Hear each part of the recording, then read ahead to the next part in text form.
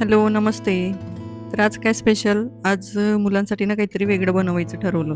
म्हणजे त्यांची नेहमी डिमांड असते, की "मम्मा काहीतरी वेगळं बनव ना जेवायला, खायला." तर मी आता विचार केला, की वेगळं म्हणजे आता हेल्दी पण असलं पाहिजे आणि त्यासोबत त्यांना आवडेल असं टेस्टी देखील असलं पाहिजे.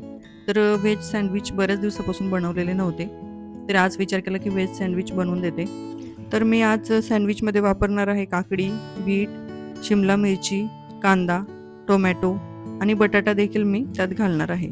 तर यांची ना सगळ्यांची आपल्याला स्लाईस वापरायची आहे. तर आपल्याला हवे त्या साईजमध्ये आपण स्लाईस कट करून घ्यायचे आहेत. तर मी इकडे छान गोल-गोल राउंडमध्ये केलंय. शिमला मिरची राउंडमध्ये सहसा परफेक्ट नाही ठेवता येत आणि मुलं एवढी आवडीने खात नाही. तर मी छोटे-छोटे कट करते. तर लांब-लांब इकडे काप करून घेतले शिमला मिरचीचे. त्यानंतर आपण इकडे कांदा घेतलाय. कांदा देखील असा गोल स्लाइसमध्ये कट करून घेतलेला आहे. मुलांना ना भाज्या एरवी आवडत नाही. पण असं काही आवडतं ना, की चीज सँडविच वगैरे ज्यात चीज असतं, तर त्यासोबत आहे ना भाज्या ते खातात आणि शक्य असेल ना तेवढ्या भाज्या आपण घातल्या, तर ते तेवढंच हेल्दी देखील होत असतं.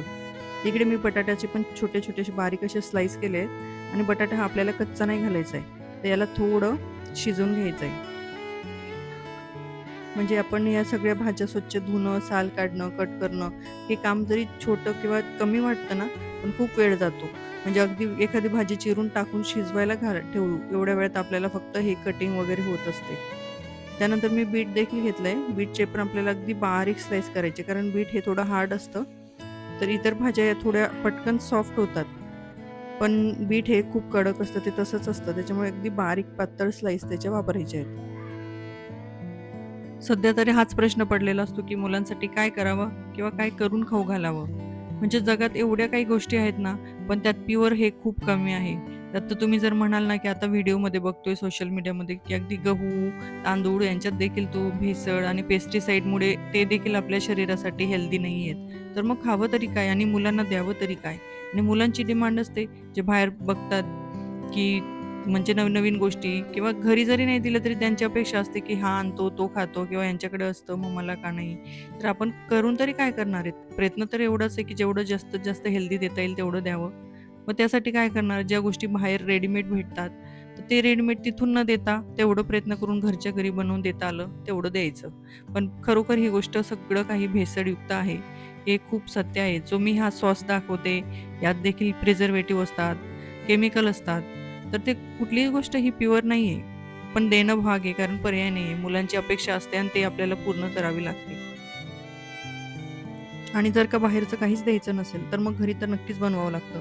म्हणून प्रत्येक गोष्टीमध्ये आपल्याला हे जाणून घ्यायचं आहे आणि बनवून बघायचं आहे, की ही गोष्ट घरी कशी बनते. तर सँडविच हे एक चांगला पर्याय आहे. व्हेज असल्यामुळे किंवा व्हेजीस भरपूर असतात, त्याच्यामुळे हा हेल्दी देखील तेवढाच आहे. तर बाहेर आउटिंगला वगैरे कधी ट्रिप वगैरे किंवा स्नॅक्स जेव्हा काही द्यायचं असेल ना, त्याऐवजी तुम्ही जर सँडविच दिलं ना, तर खूप बेटर असेल मुलांसाठी आणि खूप म्हणजे अगदी पटकन पोट भरेल आपल्याला असं ते असतं. तर स्टफिंगमध्ये खूप जास्त आपण व्हेजीस वापरायचे म्हणजे मुलांनाही जरा थोडं खायला तेवढं हे होतं. मी चीज देखील खूप कमी वापरते. म्हणजे जिथं मी एक चीजचं स्लाईस वापरायला हवं तिथं मी अर्धं घालते आणि आणताना पण कमीच आणते, दाखवतानाही कमीच दाखवते. म्हणजे त्यांच्या अपेक्षा असतात, की नाही चल एवढंच आहे याच्यातनं एवढं आपल्याला भेटणार आहे. तर बघा मी आधीच सॉस लावून घेतलाय ब्रेडला आणि नंतर थोडा पिझ्झा सॉस लावला आहे आणि मग त्याच्यावर आपण जे स्लाईस केलेल्या होत्या सगळ्या त्या स्लाईस एक-एक करून अशा खाली वर करून ठेवायच्या आहेत. बटाटा उकडल्यामुळे तो छान असा मऊ झालाय, की जो इझिली खाता येईल आपल्याला. असं कच्चं नाही वाटणार आहे. पण बीट हे मात्र खूप कच्चंसारं वाटतं. म्हणजे जर कोणाला आवडत नसेल, तर स्किप केलं तरी चालतं. पण मुलं त्या निमित्ताने खातात म्हणून घालावं. नंतर सगळ्या स्लाईस या अशा रचून घेतल्यानंतर त्यात आपण थोडं मीठ घालायचं आहे आणि चाट मसाला देखील थोडासा टाकायचा आहे. इकडे चीज स्लाईस आपण टाकणार आहोत. तर मी अर्धच वापरते तुम्हाला सांगितलं त्याप्रमाणे. तुम्ही हवं तर एक टाकू शकतात. ते परफेक्टली असं ठेवून त्याला छानपैकी कोट करायचं आहे. त्यानंतर वरून जो ब्रेड आपल्याला लावायचा आहे त्याला देखील थोडं टोमॅटो केचप आणि पिझ्झा सॉस लावून घ्यायचं आहे. तर आता आपलं सँडविच इकडं रेडी झालं आहे स्टफ करून. तर इकडे मी तव्यावर बनवून दाखवते आधी. मी नेहमी तरी तव्यावरच बनवते कारण ते क्रिस्पी येत असतं. मी थोडं बटर लावले. बटर म्हणजे मी तूपच वापरते. बटर देखील मी कधी रेडीमेड बाहेरचं वापरत नाही. बटरच्या ऐवजी मी तूपच घालते. तसंच वरच्या ब्रेडला पण तूप लावून घ्यायचं आहे. तर मी इकडे अजून एक सँडविच बनवते आणि ते सेम स्टफिंग करते. त्यानंतर मी त्याला फक्त आता चेंज करणार आहे. मी सँडविच मेकरमध्ये तेवढं बनवणार आहे. सँडविच मेकरमध्ये देखील चांगलं बनतं. एवढं आहे की तो क्रिस्पी नाही होत. जसं आपल्याला तव्यावर क्रिस्पी सँडविच हवं असतं, तर इथे हे जे ब्रेड पण मऊ होतो आणि आतली जी स्टफिंग असते ना, ती देखील थोडी ओलसर होत असते. तर इकडे बघा तव्यावरचं सँडविच आपलं छान क्रिस्पी झालेलं आहे. छान ब्राऊन कलर आलेला आहे. तर आता हे जे एक मी नवीन बनवलेलं हे टोस्टर, याच्यात तुम्हाला मी सँडविच मेकरमध्ये बनवून दाखवते. इथे पण आपण आधी थोडं तूप लावून घेऊया भांड्याला आणि मग नंतर जे स्टफिंग केलेलं सँडविच आहे ते ठेवायचं आहे. यात यात काय होतं ना, थोडं सँडविच मावत नाही. त्याला आपल्याला थोडंसं ॲडजस्ट करून ठेवावं लागतं.